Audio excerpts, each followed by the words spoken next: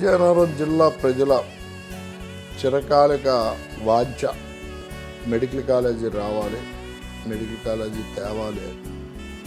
గత ప్రభుత్వాల్లో కూడా ఈ ప్రయత్నాలు జరిగాయి. మాన్సాస్ అనే సంస్థ ఉంది విజయనగరంలో. పివిజి మహారాజు గారు స్థాపించిన సంస్థ. ఆయన తదనంతరం ఆయన పెద్ద కుమారుడు ఆనంద్ గైవితరాజు మాన్సాస్ సంస్థ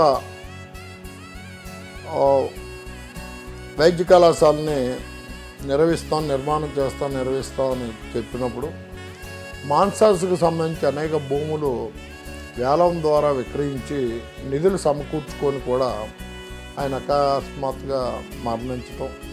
తర్వాత వచ్చిన ఆయన సోదరుడు గర్వం ఏంటంటే మేమే శంకుస్థాపన చేసాం, మేమే ప్రారంభోత్సవం చేసాం మెడికల్ కాలేజ్. అది పూర్తి అవడం విశేషం కదా సార్.